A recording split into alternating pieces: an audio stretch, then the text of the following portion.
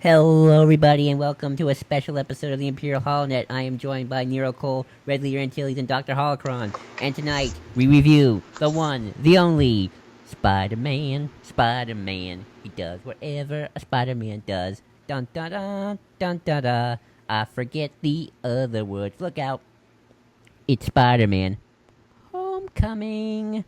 So with I'll that, give you an A for effort, Joel. thank, Wow. thank you. Me from like 4 years ago when Spider-Man was like the thing, very angry.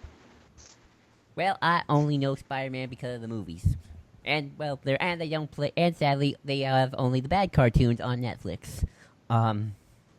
Yeah, I wish I put Spectacular on. I want to watch that series again. So Spider-Man. Spider-Man Homecoming came out To in quote, summer. yep, that's Yep. weird. But I will say, to quote Spider-Man's catchphrase in this movie, "Oh, that was awesome." So that's my feelings towards it. Oh, oh. So let's go round robin and talk about how we all felt. Let's go with Cole. You go first. All right. Now, going into this movie, didn't think I was that excited about it, but then I kept having dreams about Tom Holland and the set of Spider-Man, so I thought to myself, okay, I must be somewhat excited I for had this dreams movie. about I didn't know you felt that way, Cole. Yeah, I didn't wow. either. I did by the end of it. I would have dreams of Tom Holland by the end of it. So, to be honest, I'm one of those people that's very lukewarm to the Amazing movies. I don't hate them. Unfortunately, I've grown to hate the Raimi movies as of late. I don't think they're very good at all. I think they are. I've watched this hatred and let it, and I've made sure to nurture and to make sure the anger grows and makes him So, stronger. Why would you want people to hate the Raimi movies, Joel?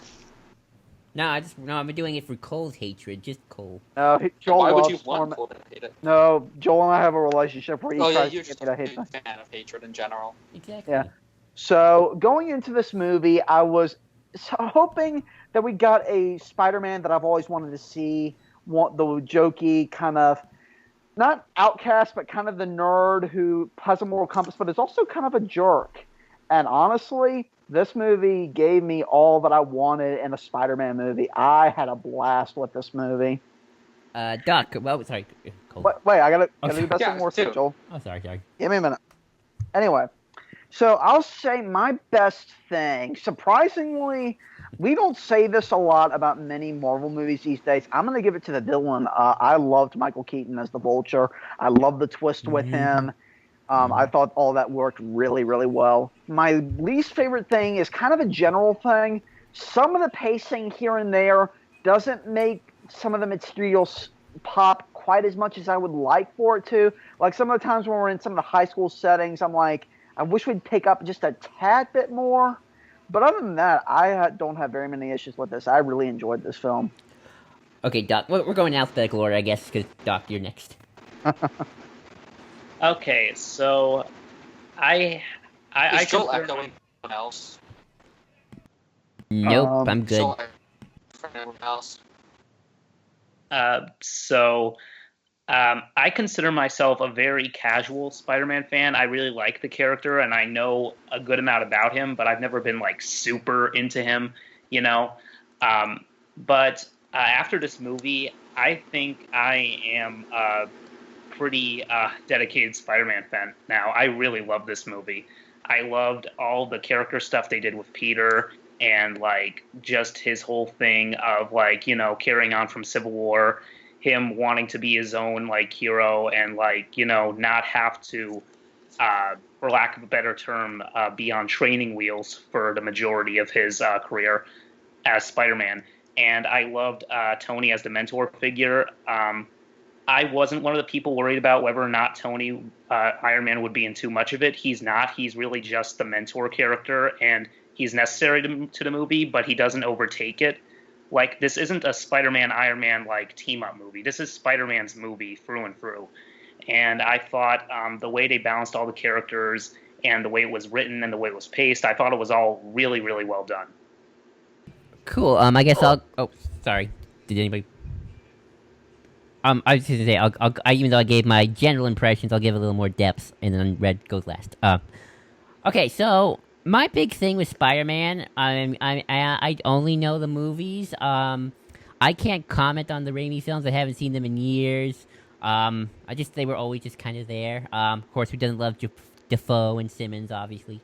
I like Amazing Spider-Man and Amazing Spider-Man 2. I saw those more recently on TV, and I got a kick out of them for what they were worth. But my big thing with Spider-Man, I guess, as of late, has always been, and this is the thing that always made me excited, was this is the first Spider-Man film to be in a cinematic universe.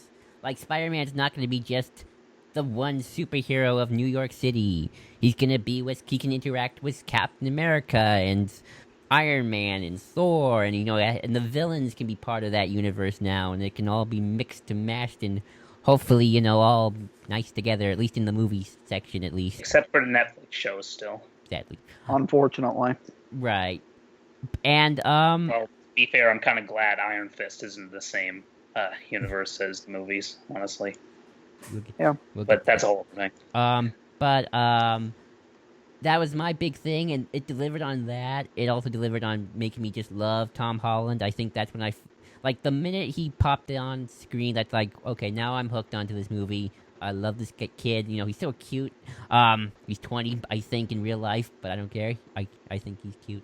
I would go gay for him. I would change my outlooks on life. Michael Keaton's a blast. But I do agree with Cole. Some of the pacing's a little wonky. I wasn't sure about the high school stuff myself, but I'm such a sheltered kid. I don't know much about high school life in general these days, so I don't know what kids are doing. I'm out of touch. I'm old. But yeah, I really liked it. This was a good film. Okay, now Red, your turn. Okay, yeah, so I guess I'm the Spider-Man guy of the group, which is a daunting thing, because we were supposed to have two other people who were much larger Spider-Man fans. They weren't able to be here.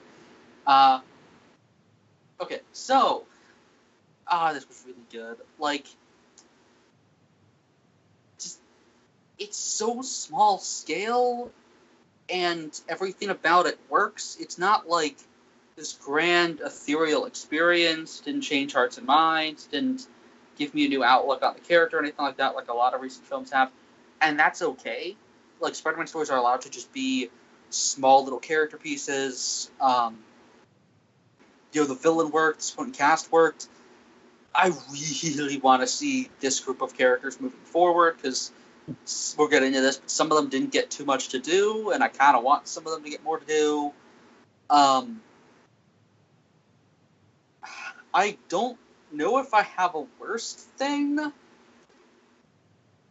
but I kind of have two best things. One is, just simply put, Tony.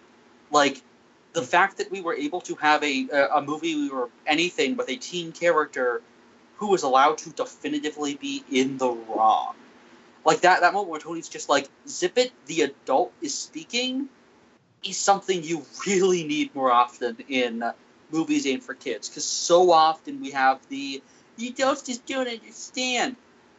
But that's so infuriating. You have kids constantly, fucking up and not really having to pay for it and grow from that. And I love the fact that we don't validate Peter's mistake.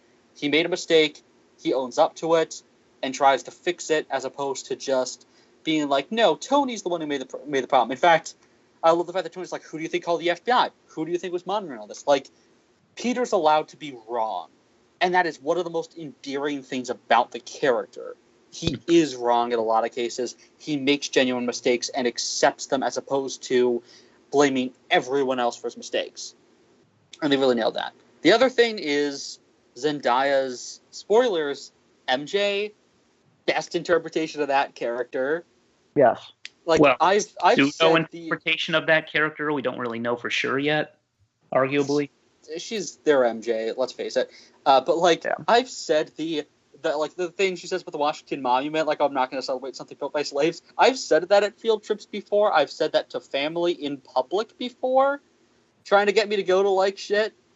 Like, every single thing that character does, I have done in real life. So, really related to that character. But yeah, and also everyone who was like, yo, you can't have MJ be black. Ha! I called it. I knew. He's Day one, I called it Latino, this whole time that they would reveal at the end in one of the final scenes. They'd have someone say her name is MJ. I freaking called it like a year ago. I don't remember when you called it, but I'll take I it. called it when fighting Johnny.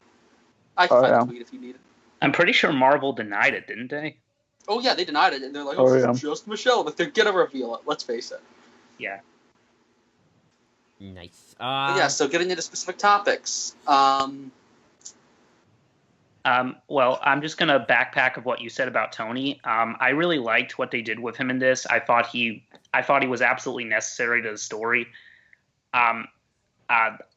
I know I can't help it. I know I'm a huge nerd, and I can't help but throw in a bunch of Star Wars stuff in every single piece of media I consume. But I kind of saw Tony's role in this movie as kind of a reverse Obi-Wan.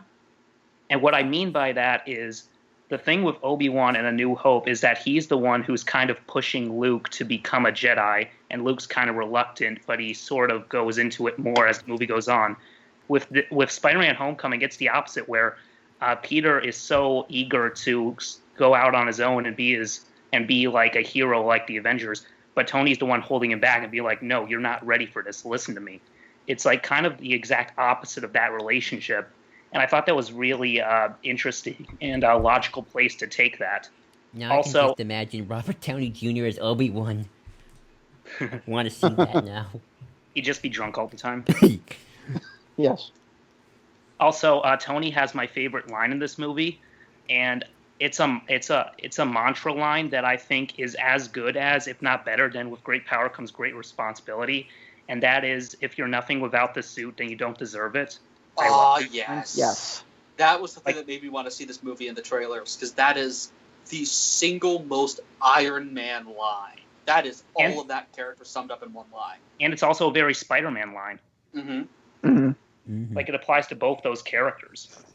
So it's almost like such a strong case for those two as, like, sort of partners in a way. They're almost like Bruce Wayne and Tim Drake, where they kind of tether each other in a way, to reality. And I really love that. And also, going off of that whole Tony being a mentor thing, I've seen a couple other people point this out. This movie almost feels like a pass the torch movie, in a way. Like, the way this movie parallels with the Iron Man movies, especially the first one, and like how much Tony has grown and learned from that. You could almost make a case of Tony almost sees a bit of himself, like his old self in Peter, and he just wants to keep him from making the same mistakes he did. Yeah. Although I will say this. When did Pepper and Tony get back together? When did that happen? Yeah, that. Yeah. I mean, we all thought, a lot of us thought she wasn't ever coming back, so that was a really nice reveal. And there's like a nice tie-in reference to the first Iron Man there, which was nice. That's my one negative with Tony, and it's not works just bad. as a way of wrapping that character up. And I guess the idea is supposed to be that he has his life together more because of Civil War. Mm-hmm. Yeah. And one of my favorite little things, again, hinting at how much Tony's grown, is he's building a new shield for Cap, even though they're technically enemies right now. Or not enemies, but they're broken up right now. He's building him another shield. Oh yeah. I love that. That's such a small little thing, but it tells you everything you need to know about who Tony is right now. Yeah. That's just like my one little, just like nitpick kind of thing. Like, wait a minute, when did you two get back together? You made a big deal of him breaking up in the last movie. That was my only little. Well, they say on a break. Yes. To be fair, and so everything with Civil War could have been the thing that fixed that for them. That's true. Very true. I mean, I don't know anything about relationships, so wording. Also, going back to the with great power comes great responsibility thing, I'm kind of glad that they never tried to shoehorn that line into any of the dialogue. How many times did we hear that in Amazing, if we did hear it? We never heard it in Amazing. People make fun of the whole dancing around it speech that Uncle Ben does, which always annoyed me because that speech from Amazing Spider-Man is verbatim taken from Ultimate. Like, that's the whole thing he says about your father lived by a code that if you can do good things for other people, you have a moral obligation to do those things. And Peter's response of, if my father was so smart that and in the comics he says, fuck, is he? That's verbatim from Ultimate, and I love it. and especially because I think that's more mature and interesting than the with great power comes great responsibility, because that's such a basic mantra that kind of doesn't mean go and become a vigilante while you have a moral obligation to do the right thing. And the reason I like the "if you're nothing left without the suit" line so much is because it just feels a lot more, not just more specific to what it's trying to say, but a lot more personal, honestly. And it like creates such a interesting tie between Tony and Peter. Like honestly, like that line in a lot of ways just kind of defines their entire relationship if you think about it. And like doing the things he's doing.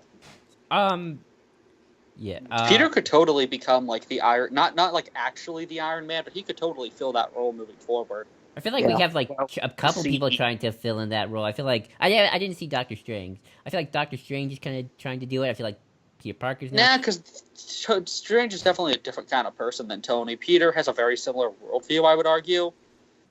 No, that's fair. I mean, like in terms of just marketing, like. Well, I'm not talking about that. I'm talking about like in this, like in universe. I think Peter is kind of his. I mean, he is making him his protege. I think we could see a point where Iron Man retires or dies or something, and Peter kind of takes his place. Right. How did people feel, by the way, of Tony giving Peter the suit, and now that that's being played out more? Because I know there was some hesitation in Civil War about which part of the suit? Like the suit he has at the beginning of the film, the Civil War suit, kind of. That makes sense. Yeah, I'm cool with it. Okay. Yeah, I'm cool with it too. I mean, it's the whole training wheels program thing he has on him. All right. And I love the fact that he gives it back to him at the end. And yeah, I love I was so worried that this would be, because I knew so many people who were just like, no, Peter can't work with Tony because Tony's irresponsible. Which I love it when people make fun of Iron Man. They're like, oh, him talk about responsibility? He sold weapons to terrorists by accident. I'm like, that's why he's the one to trust about responsibility. He's the one who is living his entire life as penance. It's like that scene in Arrow where Laurel's like, this is Rich, the two people telling me to stop drinking and are the two former drunks. It's like, yeah, the people who have been through that trauma are the best people to tell you how to not go through that problem. Yeah, exactly. They are the best people to communicate with on this. Tony's the best. Like, people with is that really the hill you want to die on with the whole suit thing? Yes, because Tony's entire life now is about proving that he isn't the suit. That's the whole thing. Same goes with Peter moving forward. But yeah, I just love the fact that they're cordial. Because, like, I was so worried that Peter would split away from him because people like him being so street level. I love the fact that they're still like actually working together, yet Peter's still more of a street level character and all that. I feel like they did a good job of saying that, yeah, I'm gonna be a street level superhero. You can be the big, well, he's gonna be in Avengers Infinity War, so he's gonna be fighting aliens soon enough. Sorry, what? If the rumors are true. They are. We've seen him on set. Right. Yeah. I was gonna bring up something. The whole when Peter breaks past the training wheels thing and he unlocks the advanced mode with Karen, who, by the way, is voiced by Jennifer Connelly, who is the wife of the guy who plays Jarvis. Oh wow! Oh wow! That's cool. I like Karen. By the way, she also played Betty Ross in the 2003 Hulk film. Is Karen based off of something of the comics? Karen is Friday. Like, you know Friday from Age of Ultron and Civil War? Tony's AI. That's what I believe it is Friday, if I'm not mistaken. For some reason, when Karen first started talking, I almost got kind of a Madam Web vibe. I did too. I was going to say that.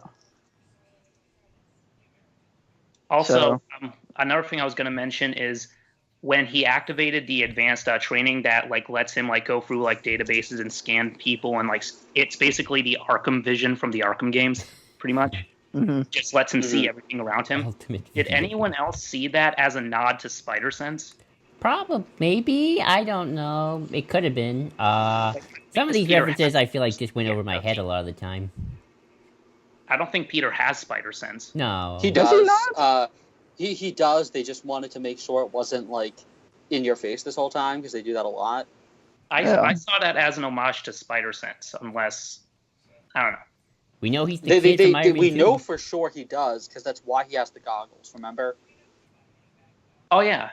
Right. Yeah, the director just said that it was leaned on too much, so he wanted it to be there, but not be, like, shown. Essentially, he's doing Ultimate, where it's toned down a lot. Which is an idea I actually really enjoy. Mind if I change the topic? I want to Okay, never mind. It wasn't... So, yeah, it isn't... Is it supposed to be... It's not Friday, because I know Friday's in the movie, because she has the line, Mr. Stark is not here right now, when she flies away. That's confusing me, because then the AI has a different voice, so I guess he just put another thing in there. But, yeah, Joel, pretty much it's just supposed to be one of Tony's AIs, based on Friday, most likely. All So right. I want to bring up something that I assume we got to talk about eventually. How did y'all feel about Ned? It was fine. I liked him. I mean, he should have just been called Gank, but yeah. I hope we Legos, see I more. collect Legos, therefore he is good.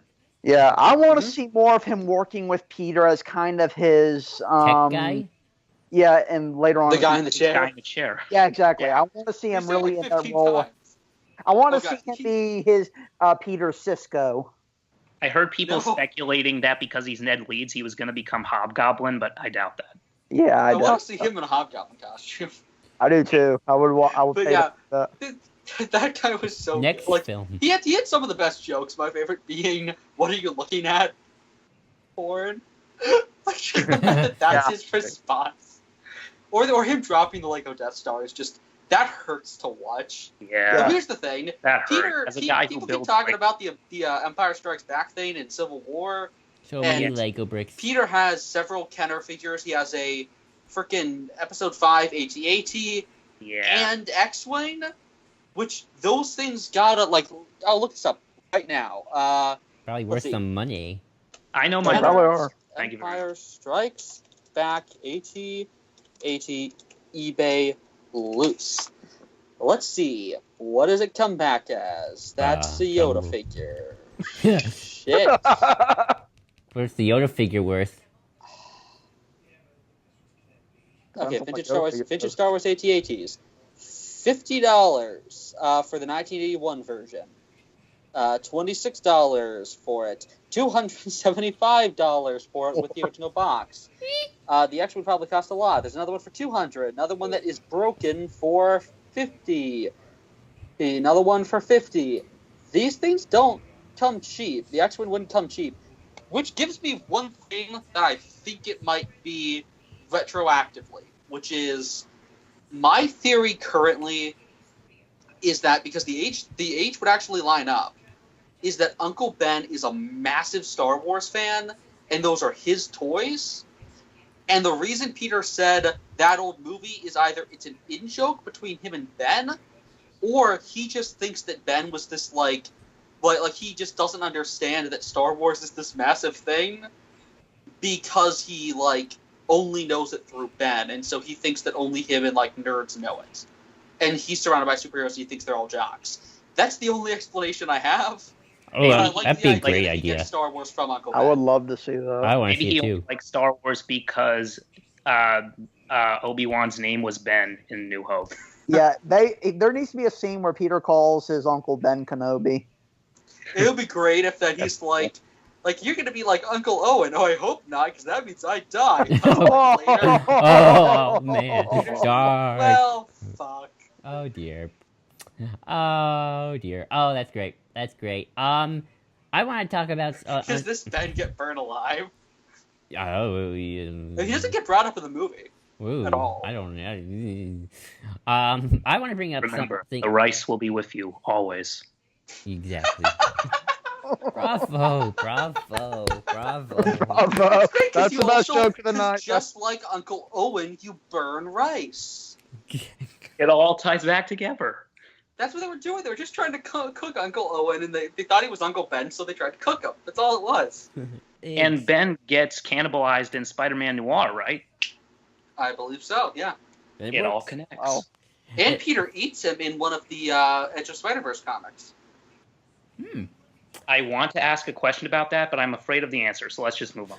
It's awesome. Okay. It's like a 50s horror movie. Let's talk about then the tie-ins with the rest of the Marvel Cinematic Universe. How we felt about that, because damage control pops up, and all I can think of was, why isn't that the TV show that's never gonna happen?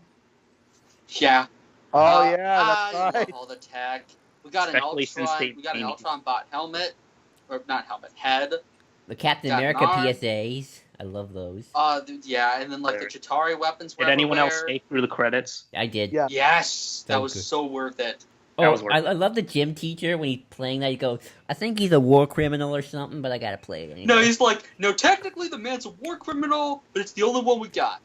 But our And I country's love how he run by says, my also good what the- friend, your gym teacher, and he points to the other side. That's the best. Oh, and I love the fact, I love this like subtle little thing of Cap says, you know what's cool, following the rules. And at that, Peter gets up, because it's kind of funny when you think about it, because the whole reason they fought is because Cap didn't follow the rules. And Peter was like, you believe you're not accountable to the rules, and that's what makes you dangerous. It's like, Cap literally just proved Peter right there. It's like, yeah, you're a hypocrite. Which but- again, proving my point that MJ was the best part of this movie with the, you're not even in detention. I just like drawing people when they're distressed. That's so fucked up. You Um, that's a little... But speaking of Wrecking Crew, I think we should definitely talk some more about Vulture oh yeah, and Yeah. his role in all this. I love Vulture. He's like the working man's villain. I heard Such a Spider-Man I thing. heard concern from people that because of his motivations and stuff, he was going to be too much of an Iron Man villain.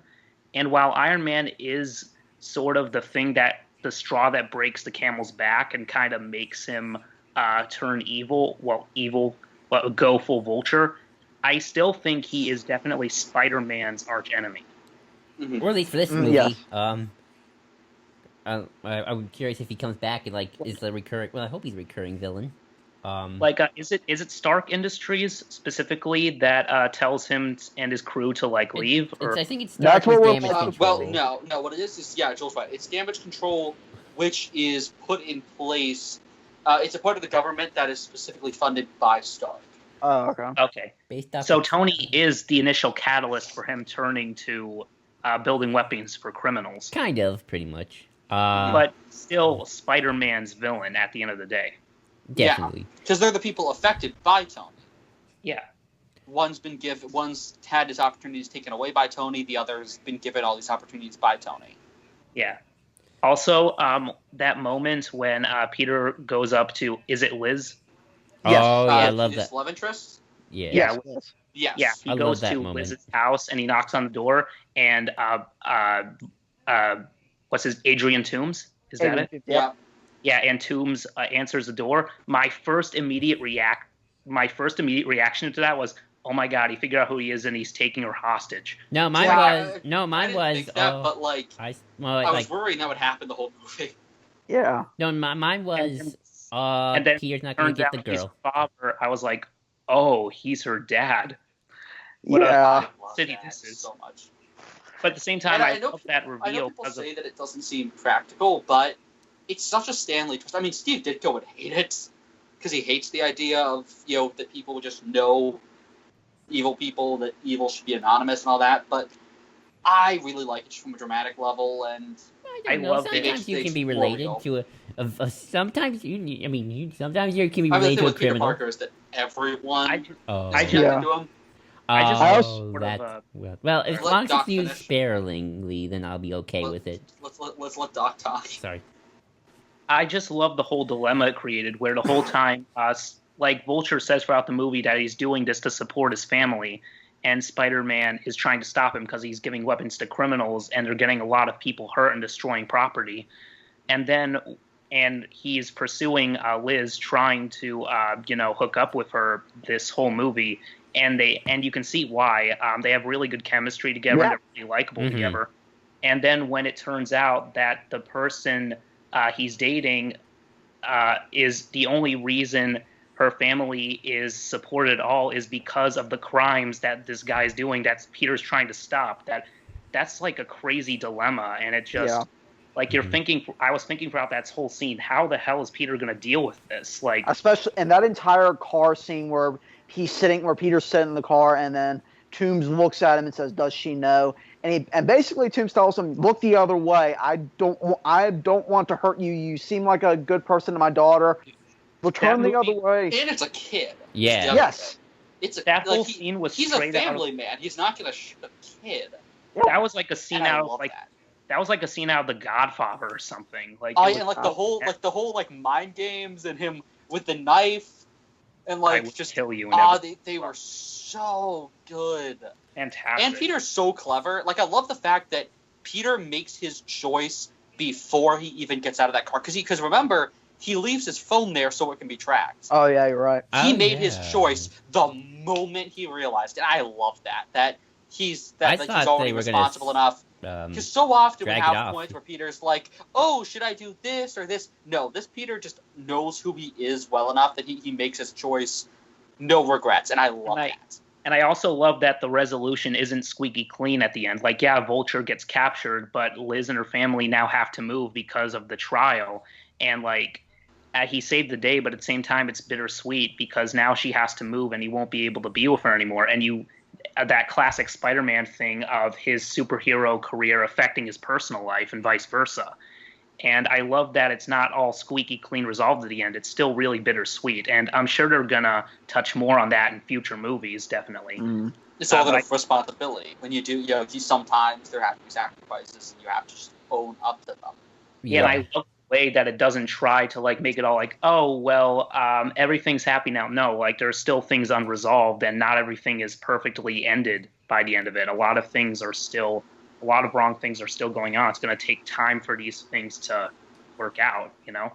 Definitely. really It's that thing from that I love about the Amazing Spider-Man films that most versions, like outside of the comics, don't really get, which is being a responsible adult isn't just okay, now you have responsibility thing.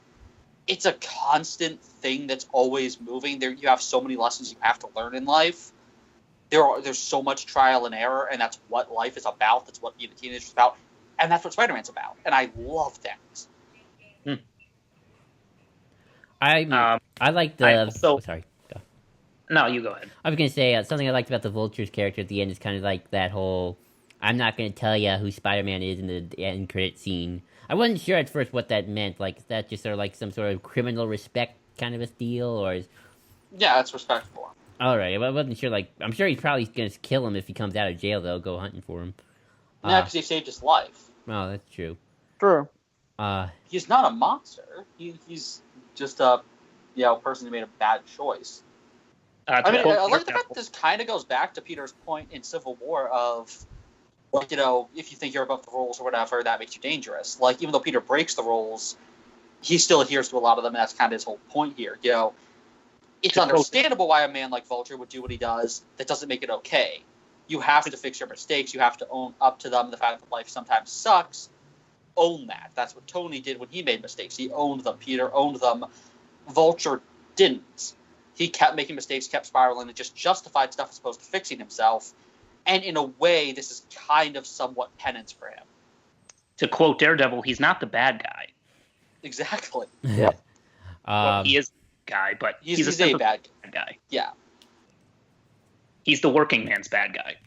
Exactly. Yeah, he's not Gargan. Which I love Gargan being in this. Which is kind of fitting because, in a way, Spider-Man is kind of the working man superhero.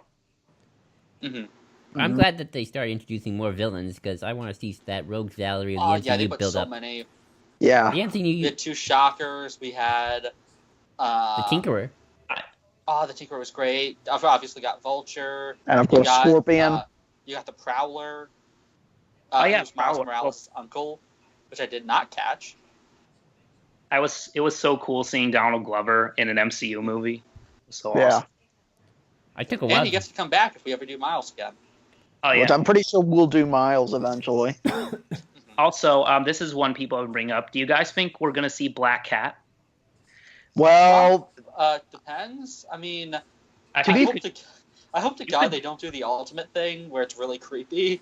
Yeah, I hope not either. Especially because, to be fair, this is going back to like the fourth Spider-Man Raimi film. They really wanted to do Black Cat at a point, and I don't think that's ever gone away, especially from Amazing when we had Felicia. So there does seem to be some want to do Black Cat. I think we'll see her. It's just a matter of when. I have a question. Did anybody see any Oscorp references in this movie? No. I did not catch any. I tried looking. I can Honestly, I'm kind of hoping they don't go the Oscorp route, just because they hammered in Oscorp so much in the Amazing movies and tried so hard to make them the cause of every single bad thing that ever happened in New York. What's interesting, though, is they're kind of doing that here as well with, I guess... the Avengers? You called them Wrecking Crew? Damage Control. No, he's talking about the villains. Oh, the Wrecking Crew. I don't know if they're technically Wrecking Crew, but I'll just call them the Wrecking Crew at the time being, because that actually is a fitting name for them. I would love Vulture to see the Squad? Wrecking Crew, actually. Vulture Squad. The V Squad. Oh, God. The Tinkerer and his The Tinks. Tinker Team. Exactly. The Tinkles. No. I Yeah. mean, maybe like... I think they're bound to do Goblin eventually. It's kind of their staple. Yeah, we'll get Goblin. I hope they wait until like way later to do Goblin. I just want to get Goblin done with so we can get Hobby. I'm willing to put money down that we'll see Kraven. Yes, Probably. especially considering, for any of you who do not know, when the Sony hack happened, there was a whole lot of talk about the next Amazing Spider-Man movie, not Sinister Six, that they really wanted to do Kraven's Last Hunt. And people have been wanting to see Kraven in a movie for a long time. I don't think we've had a live-action version of Kraven yet. We haven't. No. I mean, aside from fan films and stuff, but... Yeah, Do you think they'll bring Okay, trying Vulture to think of, back like, in any Phil- way? Like, Yes, I'm very sure they'll bring it back. Probably. like That's 'cause a there's- side role, or that's maybe 'cause even there's- like, maybe do like, what's the term?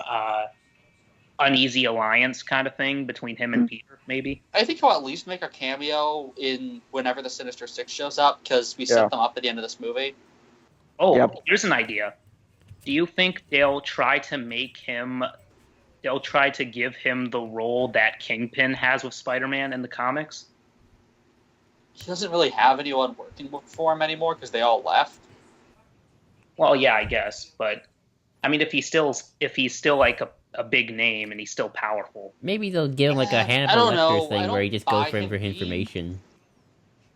I don't buy him being like this big, Kingpin of crime or anything like that. Yeah. More than anything, they'll probably bring in someone like Slaughter or Silvermane.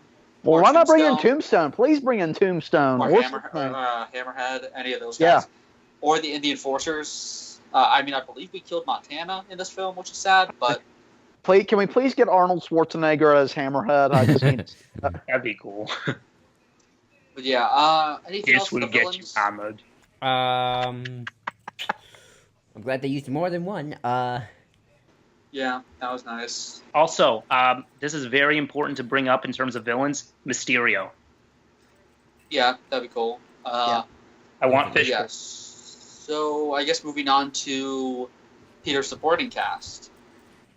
Right, we got Ned, we got MJ, we got. I want to start with one person in particular because I want to get this out of the way. What did y'all think of Flash? I liked him. I think it worked. I mean, Works. I wish we made clear the whole thing of him admiring Spider-Man. Yeah. I think during his review, and credit to this guy, by the way, but during Andre the Black Nerd's review of this movie, he said that something he really liked about Flash Thompson is that usually in these kinds of movies, the bully is kind of like picking on people because they're into nerdy things. But as he pointed out, that's kind of a moot point at this point because comic books and superheroes are so mainstream now that it doesn't really make sense for a bully to pick on someone because of those things. The And school feels like a modern school. Yes. And Well, one thing it even that- goes. What were you saying? And one thing that Andre brought up was that even though Flash bullies Peter, he's also on his quiz team. Exactly. He answered some of the questions we see. Like he's a smart. I mean, he was like backup captain. Yeah, and I Yeah. really like that.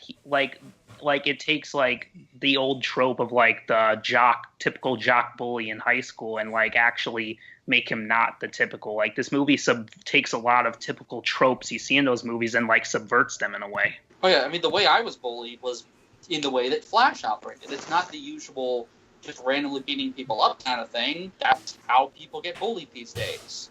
Yep. And people say about the fact that the race changed. Once again, people go fuck themselves. It's perfectly okay to change the race of that character. Yeah. Mm-hmm. It's absolutely appalling that people sent that kid death threats. What the fuck? Yeah. Let me ask you another question to ask about his future.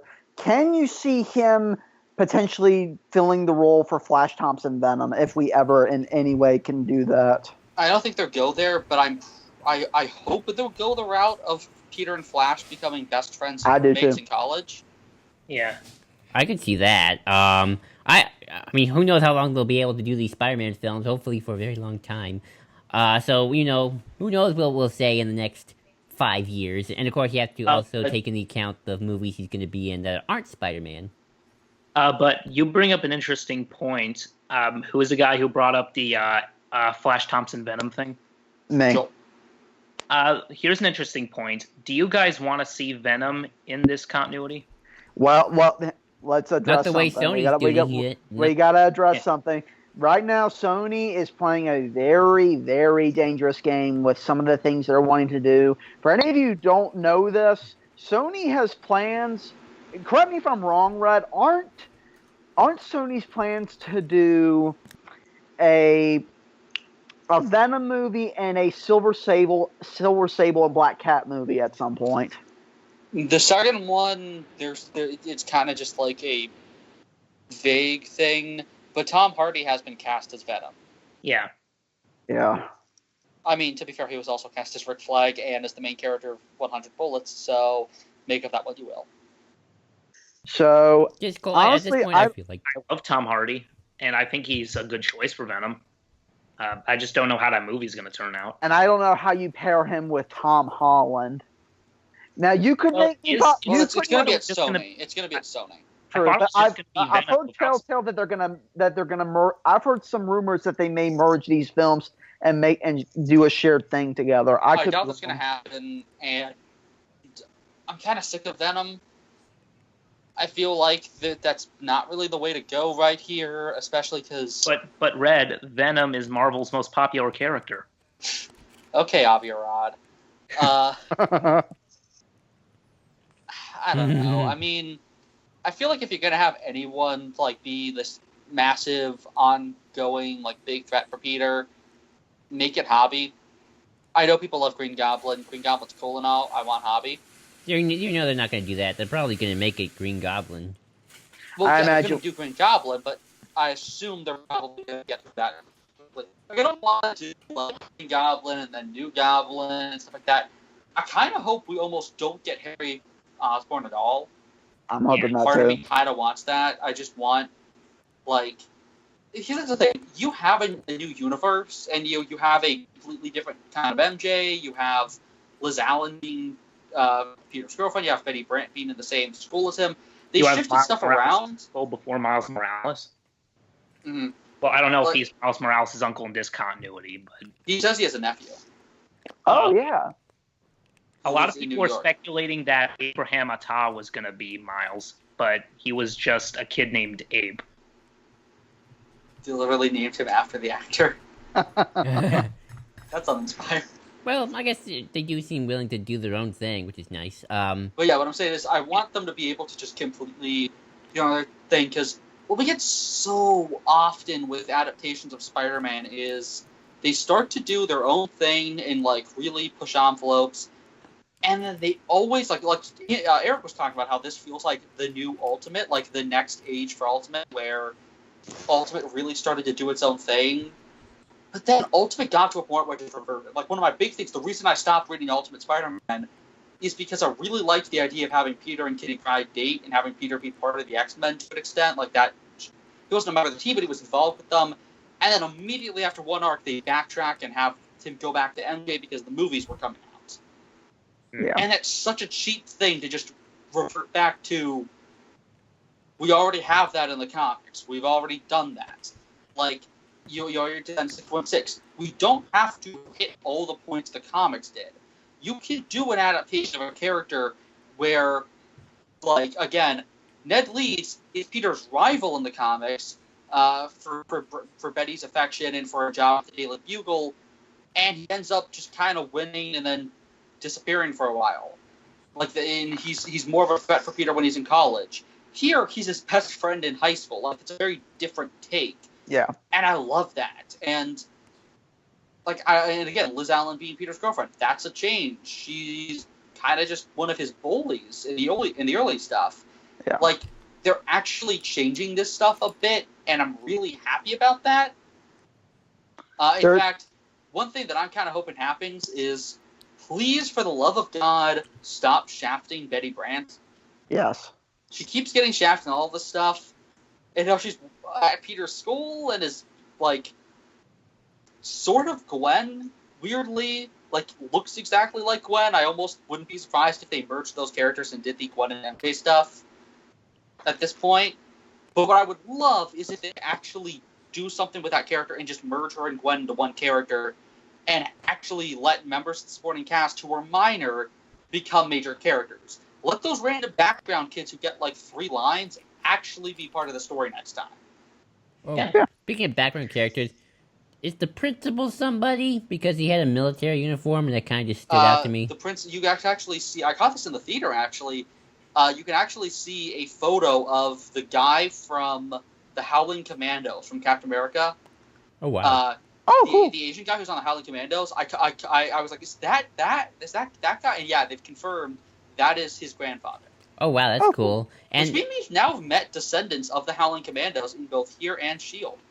Oh, nice. Also, there was a kid in the school who Peter was sitting next to who is also in military Yeah, uniform. I caught that. What the heck was that? I mean, Kids will wear, if a kid is, like, going into the military, I guess. I've never seen that in high school. I've seen that in college, but that's obvious. Well, it might be that he's an older student or something. There's 2 things I want to talk about. I'm going to start with one thing, and one thing is just kind of a thing I hope they do in the future. I would love for them to see them do a Tombstone type thing where Spider-Man is is really working against the mob, but we almost see what Vulture did in this movie, where it's kind of like turned the other way, something like we saw in Spectacular. I don't know. You don't have to make that the main crux, but I would love to see that. Second I'm kind thing. of sick of that, though. I'm kind of tired of mob stuff in Spider-Man. It never really works, and it gets really dull. Like, I mean, it's more of like there's a reason why Kingpin stopped being a Spider-Man villain and just became a Daredevil villain. There's a reason Slaughter became a Daredevil villain. There's a reason we moved Silvermane away and killed him off and all that stuff. There's a reason Osborn's become kind of a Iron Man villain at points. Spider-Man's just not a character who works well with the mob. Another thing He doesn't work well with the mob. He can't pay his dues. He can't get along. He can't. Yeah, they constantly are breaking his kneecaps. It's a mess. It's a sad There's relationship. another thing I want to bring up, and this is the thing I hope we see something of in the next movie. I really, really hope we see something of this, because people have talked about this. When are we going to get J. Jonah Jameson to some degree? What's he going to be like? Yes. I'm interested if this Peter even works for the Bugle, because he has an internship with Tony. Does he really need to? Tony's kind of like J. Jonah Jameson in that he's the boss. If they decide to do their own J. Jonah Jameson, I really want them to cast Keith David. Vermont. Do you guys know who Keith David is? The name rings a bell, but I can't remember off the top of my head. He was the voice of Goliath and Gargoyles. Oh, that guy. I know He him. was the villain in Princess and the Frog. Yeah. Oh, that guy. And let's be kind Nice. of Look up a picture of him and tell me he wouldn't be a great Yeah, J.J. you're right. Let me bring up something too. And I love the idea of making all of the newspaper editors cast as black guys. That's great. Let me bring up We something. did it with too. Perry, now we can do it with JJ. That'd be awesome. And he just has like the perfect voice and like comedic delivery for J. Jonah Jameson. And if you're going to get anyone to top J.K. Simmons, he's the guy. Let me bring up something, too. Do you think that we'll get a story eventually if they even do go the Bugle route, whereas... Correct me if I'm wrong, but... Hold on, sorry. I need to do a joke. So, like, imagine if, like, Peter's talking to him and he has, like, an informant for a story, and Peter's like, wait, how'd you get that information? Well, you could say I got friends on the other side. Oh, that's a good one. Yes! And it's Disney. They could totally use that song. The computer. But, correct me if I'm wrong, but aren't newspapers starting to become a bit outdated? Well, here's the thing. Just go with what Ultimate did, where in Ultimate, and again, this book came out in, like, December 99 or, like, January 2000, and would have been written midway through 1999.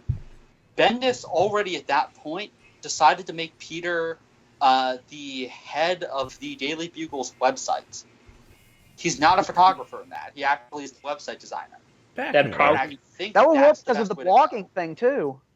Mm-hmm. Or a saying YouTube page. I mean, he's already got a YouTube page. Oh my gosh. Okay, Are you saying they should make J. Jonah Jameson a blogger?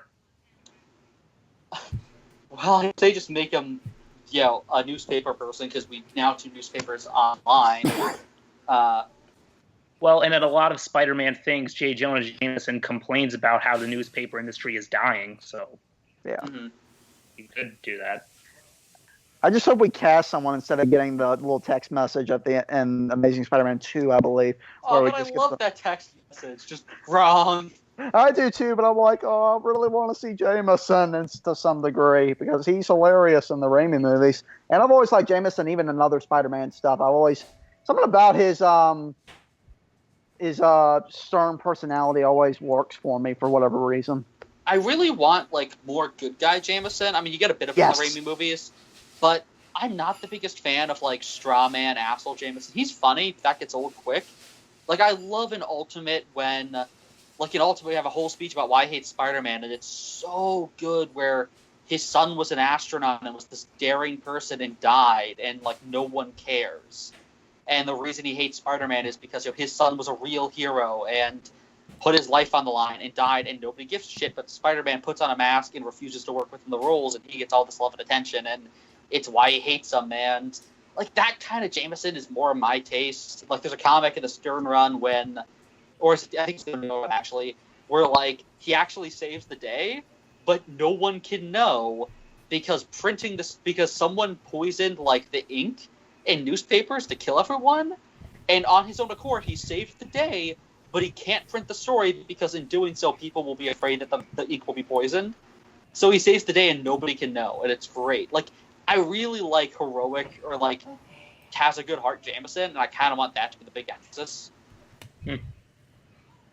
Also, I want to say this movie has two of my favorite action set pieces so far in the MCU. Both the Washington Monument and the boat. Like, those are both, like, awesome set pieces. Those were really good. I even liked the plane set piece. I really liked that. They totally ripped off Tom King. Yeah. That looked so cool. Let's see. Although it could also, the whole action scene on the plane could also be an homage to the climax of Captain America, the first one. Oh, yeah. You're right. Kind of, yeah, I see that. I didn't think about that. I mean, I saw that. I mean, there were a lot of Marvel references in this, obviously. I don't know if that's an homage as much as it's just he robs transportation. Sure. Oh, and I mean, it'd be great if Peter has to, like, for no adequately explained reason, crash the plane. He's like, I gotta put it down. Why? Because reasons. This is dramatic. Also, speaking of homage, that moment near the end where Peter is talking to Vulture, and by the way, one of my favorite scenes in the movie where Vulture's saying like the Avengers go around and, like, do all this stuff, and we're the ones left to clean it all up, and nobody gives a damn about us. Like, I just love that whole scene between them. No, it was we clean their toilets, we fight their wars, but at the end, we mean nothing to them. And you know what I mean. And I love that so much. I wish that was more, though. I wish there was a little bit more about that. But then again, I know they don't want to make this into some giant everything about blue collar and social and class warfare. Also, Yeah. a line I really love from Peter in that moment that just gives me a whole new perspective on. I mean, I still sympathize with Vulture, but this is a really interesting point he brought up when Peter is confronting him about his criminal activity, and when he says, "How could you do this to your daughter?" I thought that was a really poignant line because it's like, yeah, you're giving your family money, but at the same time, you're giving these weapons to criminals. You're putting their lives in imminent danger while also trying to help them. Yeah, and I love how Prowler realizes that, where he's like, "Hey, I don't want these guns here. My nephew lives here." It's That like, was a good line. Just criminals who are. I love their dynamics. He's so likable. He's gonna make such a good Landau. She's like, "Hey, I got ice cream in here. You deserve this." Hey, Han, I got some. He should totally be his Turk. He needs to be his Turk moving forward. No. In the Han Solo movie, we can be like, "Hey, I got ice cream in the Falcon, Han. Come back." But Han says to go off. Also, but what I was going to bring up with that scene is when Michael Keaton or Toombs, I just want to call him Michael Keaton. Michael Keaton. When Adrian Toombs is controlling his wings remotely to fly at Spider-Man from the back, but he jumps over it. Did anyone else see that as an homage to Goblin impaling himself the speeder in the first Raimi movie? Yeah, and just every Goblin glider fight. Yeah, it was cool. I didn't because I haven't seen those films in such a long time. Oh, and there was also that really funny one where he saves everyone on the monument, and he goes down and he saves Liz, and then he's hanging upside down in frend of Liz, and the first thing that came to mind is, that's kind of the first Raimi movie, and then Karen says, "This is your chance, Peter. Kiss her." And that he's wearing the mask still, and he doesn't seem to realize that, and then he falls. The guy's reference. Thanks. You okay? And then Flash just looks down and goes, "Are you friends with Peter Parker?" God, this film was just hilarious. Oh, yeah. The moment that struck out to me was the fact that Peter's suit has an instant kill mode. Yes. Oh, that was great. Instant kill mode. Kill anybody. Whoa. And just him accidentally activated all kinds of powers was great. And I love the fact that we have all the different kinds of webbing. Sadly, the spider signal, it shows up once in the entire movie, just for 1 second. And that's really sad. I really wish he used the spider. You know what would be cool? You have that scene when Toombs is... Well, he doesn't have it with him at that point, but you have that point when Toombs is facing away from him. I really wish at some point he had shined the signal at him, but he didn't have it, so... I just think that, the signal came back on because it's such a cool idea. But yeah, I'm having the different kinds of webbing is really nice. Spidey gadgets. Which is funny. And the idea of Karen is really cool because in Kurt was talking about this on Twitter, that you kind of can't translate Peter perfectly to the screen because a lot of what he does is turn a monologue and it just doesn't translate. And so giving him someone in his headset that he can talk to fixes that a bit. Oh, yeah. By the way, this film also starts with an internal monologue, just like the Raimi films. Did it? Peter, not the first scene, but Peter's talking in his little vlog. Yeah, it's not an internal monologue because he's speaking too happy. I guess. I love that. You can't show this to anyone. Yeah? That was so cute. I love that. That entire thing was amazing. And Tony especially the fact that it's a nice little reference to the fact that Peter's a photographer. There's another character we've not talked about yet that I do want to shed some light on. How did y'all feel about Hot Aunt May? I liked her a lot. I think Marissa Tomei does a really good job playing her. I really like the scene where Peter gets back from Washington and she was worried sick about him, and he can't tell her that he's Spider-Man, although that kind of gets undone by the end. But we'll get back to it. The best line in the freaking movie. What the? Best. That is such a good way. And they said it's intentionally calling back to Iron Man with the "I am Iron Man" be the final line. Yeah, I didn't think about that. That's a good point. I was just reading that 5 minutes ago. Not 5 minutes ago, but an hour ago with the director talking about that. That's so good. What the fuck? Yes, that is how you end a comedy. Let's go. Oh, those credits were great. The credits were the greatest thing. I used to talk briefly about Giacchino's score. Fanfare was good. I didn't really pick up on much else throughout. I'm really sick and tired of the fact that with the MCU, there's always like one really good fanfare and then no real like other scores that I remember. I liked the Vulture theme. Of the cartoon theme, the Spider-Man. Yeah, that was great. The funny thing is, I didn't recognize it at first. When I first heard the melody starting up, I was like, I've heard this somewhere before, but I don't know. And then it hit me. Oh! No, I recognized it. All week because actually they released it early. Oh, did they? Oh, by the way, Sony I just want that to be clip of of the MJ reveal a day before the movie came out. We did? A clip titled MJ that says Zendaya, and I'm like, fuck you, Sony. Yeah. Why would you spoil that? I know. I mean, I called it from day one, but still. Which, by the way, there was some stuff that we never got to see, and I hope we get to see in deleted scenes, because we had set photos of Shocker with a mask that never made it. Wasn't that was fake? sad? Huh? I thought that was fake. No, that was definitely real, because it's the same suit he has here. Oh, okay. I cannot wait for the DVD. I want to see those Captain America PSAs as bonus features. Oh, that'd be great. Like, I hope they make even just more of them than we saw in the film. Like Captain America on body hygiene, Captain America on protection, Captain America. Oh God, I know. No, Steve Rogers would never he'd just be like, wait, what? Also, I want the whole running gag with Peter trying to get in touch with Happy Hogan. Is that his name? Yeah, Happy. Yeah. Is he a character from the comics? Yeah, he's Tony's driver all the way back from his second appearance, married to Pepper in the comics until he gets killed in Civil War. Oh wow. What I found really funny, and maybe this is just me overanalyzing things like I usually do, the whole running thing with Peter is that he's constantly trying to balance his superhero life and his normal life, and he keeps trying to live in peace, but the running thing with Spider-Man is that he can't manage to find the perfect balance. It's always blowing up in his face.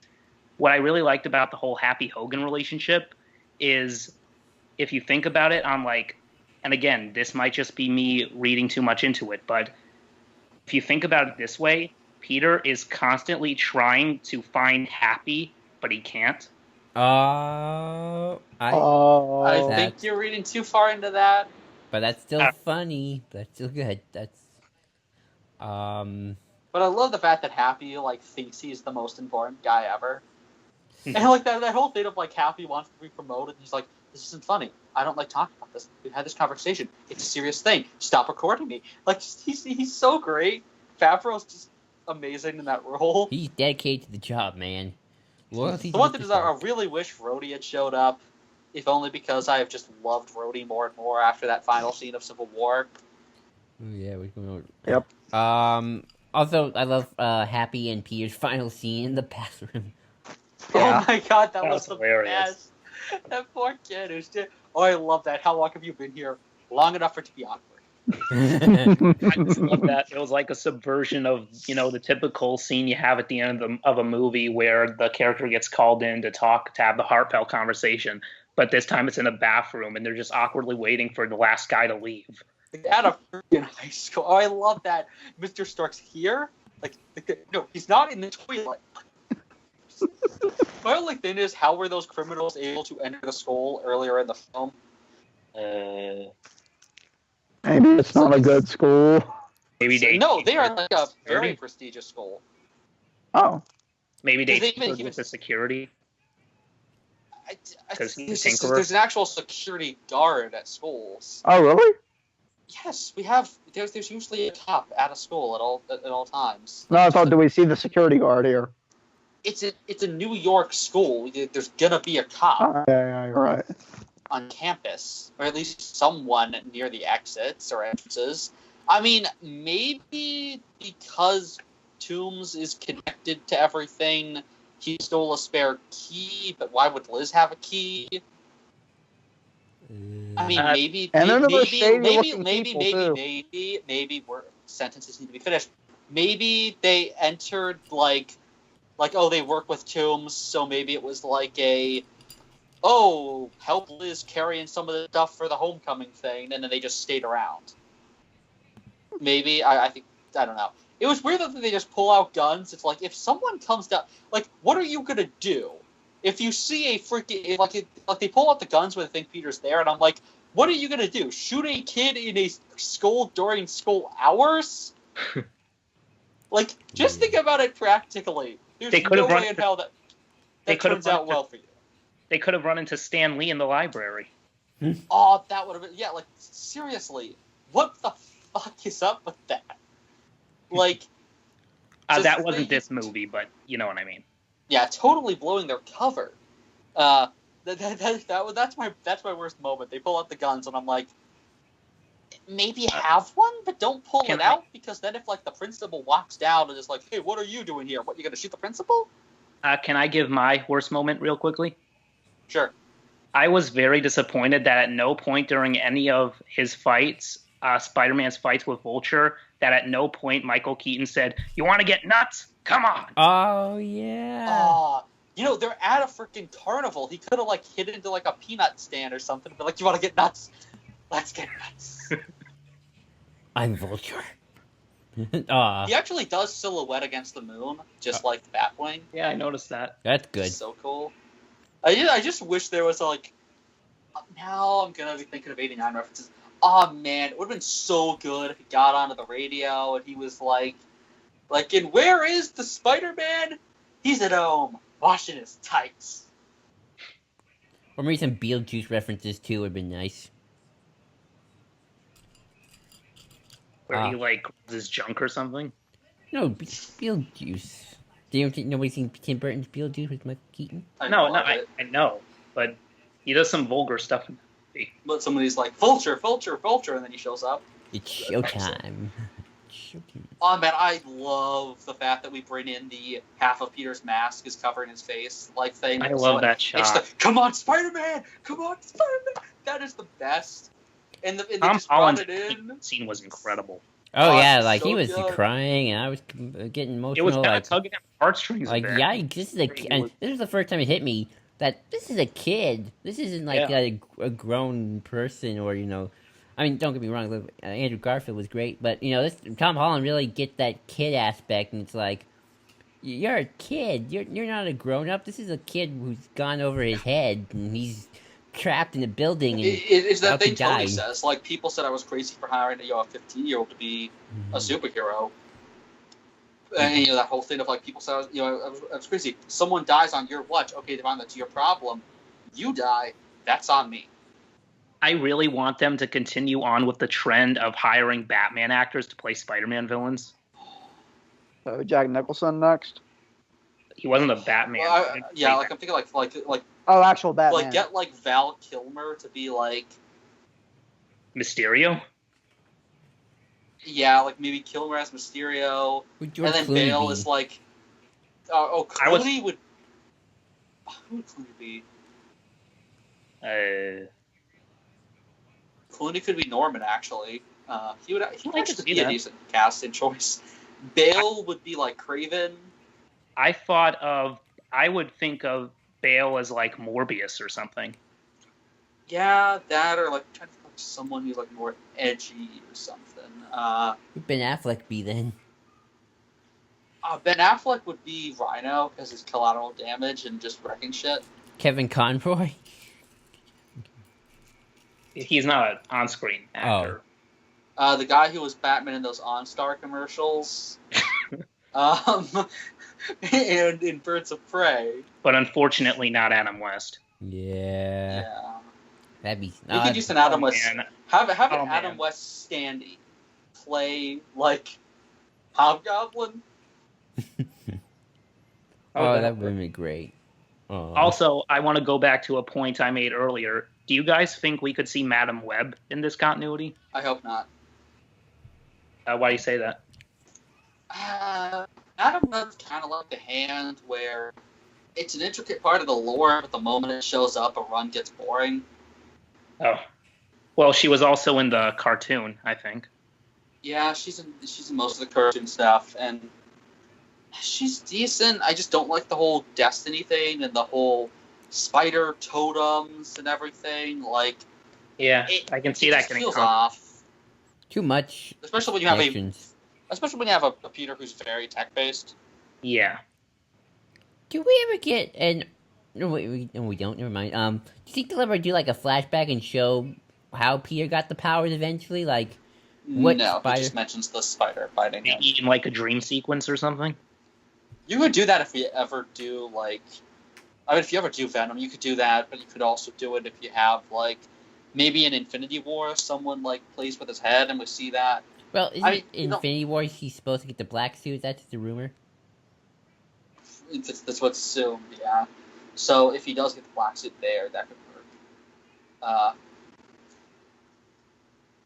Could they get away with making the black suit just another suit made by Tony instead of a symbiote? I would kind of like it if what happens is actually that it gets like singed or something. Maybe. Well, Tony could put him a cell suit though. That's true. We did I have got a bit of black Harley eye. in Iron Man 3 setting up the whole retro-reflective panels on the armor. Yeah. I got a bit of the black suit vibes briefly from the instant kill mode, just the way his eyes like shrunk down and he looked a lot scarier. Mm-hmm. But I don't know if that's directly what it's supposed to be. I don't know why the hell there's an instant kill mode in. Well, I assume that's probably for fighting robots and the like. I like to think that Karen's just a sadist. And he's like, wait, there's no kill mode? And it's like, yeah, I was joking about that. It's like, oh god. Oh, we find out that, like, Karen is secretly MODOK. Also, we have a robot who's, like, kind of flirting with Peter at 1 or 2 points. Did anyone else want to make a joke about Plankton? Oh, and her name's Karen. I've heard Yeah, people exactly. bring that up. It was going through my head the whole time. I'm pretty sure that's a coincidence, but I don't know. Yeah, she probably. kind of sounds like Karen from. Nah, Karen's got more of a snark. Yeah. In the next episode of Spider-Man tries to steal the Krabby Patty secret formula. I love that he debates the best sub with Donald Glover. yeah. Like, he has too much bread. I like bread. Like, that's just such a Spider-Man thing, to him bickering with the villain over sandwiches. I love the interrogation mode, and like he tries to sound all intimidating with the voice. He wants to be Batman. He wants to be Batman so bad. Where are your ice creams going? Where's the ice cream? Swerm. It's like the midget ship went to the downtown. In the vanilla, it's going to some guy in the Narrows, but to put something in it. Cinnamon. Oh, that was a good line. My favorite joke, I think, was when Tony Stark was like, "Hey kid, I'm trying to give you some like motivation because my dad never gave that, so I'm trying to break the cycle of shame." I love that so much because it's like, yeah, that's. I love the fact that he really badly wants to be. You just know that by the time we get to Infinity War, he'll end up being Tony's uncle. Yep, he's going for Aunt May. He's gonna go for Aunt May. It's just, yeah, like he does genuinely kind of want to be a good like parental figure for Peter, which I really like. He's just not good at it. Yeah, this makes me more and more wish Daredevil and Peter can meet up in this universe. Yeah. Yeah. It just sucks not to have those characters be able to interact because they're really good friends in the comics, and it's really fun to see those two. I mean, the only thing I have with that is I'm worried about where Marvel's Netflix shows are going to go now after what happened with Iron Fist. Like, how much of Iron Fist is going to leak into Defenders and stuff? Like, yeah, because they were already filming, but Iron Fist got as bad. And for some reason, the showrunner of Iron Fist is getting to showrun Inhumans now, which I don't understand. Why would you give that guy work out? Spiderman Homecoming. What do you guys think they're gonna do before? Well, we talked about villains, I guess. I heard that. Phase 4 was. I heard that Phase. No, I think it's Phase 3. I heard that Phase 3 was going to end with the sequel to Infinity War, and then the second Spider-Man movie was going to be the beginning of Phase 4. Yeah, that's been confirmed. Maybe it'll be like Spider-Man midterms. Like one that every I tile's really like a want school this thing. this cast to keep going because again, I really want to see just like Well, wasn't that the plan that these they want to do a characters Harry completely Potter thing? yeah, and I hope they genuinely do that. Like I would like it if some of these kids who got like 2 lines end up becoming like major characters. Yeah. If they make a move, Again, if they make give Betty Brant some effing screen time for once in a Spider-Man thing. if they give Craven his own movie where he's the main villain, I think they should call it Spider-Man Snake Dance. Do you know what that means? I know what snake dancing It is. sounds like a Spider-Man porno. Now, snake dance is a term used for the formation used by high school marching bands. Oh, nice. I mean, that could also work for like maybe Scorpion or something, or is there Spider-Man villain? I guess Venom. Yeah. No snake themed Spider-Man villains. Huh. I would. Let's see. I'm There's a curious fuckload to of see. animal villains. Yes, there are. I'm curious to see if any of the Spider-Man cast come into Infinity Wars because sometimes the supporting cast of certain heroes always leak their way into. I assume at least May and Ed will get a cameo Oh, definitely. for like a probably. scene because everyone is going to be in that. Yeah. I wouldn't be surprised if the freaking teacher is in that. But can I just say, I love that teacher. Like I love the. I like we need to get there early so I can get some protesting in. Protesting, very patriotic. Who is that teacher played by the way? He looks so familiar. I have no idea, but he was so fun. And the best thing is when he's like, he'd be ashamed to lose a student on a field trip. Again, it just zooms in on him. And you have to question if a student like died on his watch or something. I loved how. Is there going to be someone? Is there going to be cursing in this discussion, or? Yeah, swear as much as you fucking want. I loved how intentionally shitty looking that school news channel was. Oh, my! Yeah. I love the fact that the actors playing Betty actually did a really good job of the actor playing Betty and the kid playing, I think his name was Jason, did a really good job of doing bad acting. Like they get other lines in the movie and they're good kid actors, but they did a really good job of being bad actors when on screen. It reminded me so much of those old like news channel, well, quote unquote news channels that my old like middle school used to do. My high school used to do that too. That was so good. Oh man, like this high school really felt like a real high school to me. Mm-hmm. Yeah, like it wasn't inhabited by 30-year-olds. Yeah, as someone who's suffered through high school, like it really felt. I really bought like, oh, I could see this school existing. Like I've met some of these kids before in my high school, They look like kids. They look like little kids. Well, they teenagers. genuinely are. Yeah, but some of them, most of them are. I know Tom Holland's. Is Tom Holland 20? I think. I think he like just turned 20, but he would have been like 18 or 19 during the filming. Okay, so but give or take, yeah, he still looks like he's in his teenagers. I can buy that. It looks just like they got some good kid actors, and that's so hard to do nowadays. Making a film with kids is just a risk in general. Mm-hmm. So I was glad. And you have to hurry before they grow up. Exactly. So let's keep it moving, people. That puberty's gonna hit soon. It's gonna be hard. So what else did you guys want to talk about before we wrap it up? Because we've pretty much covered everything, I think. You've been quiet, Cole. I'm kind of annoyed by the fact that like every Marvel movie has a musical soundtrack. Like I like the song choices, don't get me wrong, but I kind of wish that we didn't have so many characters in the MCU have like music as one of their main things. Like it's now Peter, Doctor Strange, Iron Man, and Star-Lord. I hope to God like Black Panther isn't like listening to music after his movie. If it's good music, I won't mind. I just wish it wasn't as much of a character thing with all of them. It annoyed me a lot with Doctor Strange because they made it just music instead of the much cooler idea of it being like really good with just trivia. To be fair, the whole music and movie thing is probably going to skyrocket after Baby Driver. Probably. I can't think of anything else I want to think about. I just love Tom Holland. I love this movie. Yeah, it's awesome. I can't wait for the next one. Whatever it's awesome. That's Agreed. oh, there you are, Cole. Raven. You were just so quiet. Anybody notice that Tom Holland Spider-Man said the word awesome a lot? Mm-hmm. I wish he said amazing. Or spectacular. Or Or superior. well of. A friendly neighborhood. Well, Tony said that. Oh yeah. How did you guys Yeah, I feel love about that. the whole friendly neighborhood line integration? That was good. Yeah, I liked it. That was It cute. was good. And again, I'm glad they didn't try to force in the whole "with great power comes great responsibility" thing. Yeah. So I think we've said all that we've had to say. Oh, wait. I want to bring up one more important question here Oh, yeah. that a lot of people are going to be talking about. How do you feel about Spider-Man using drones?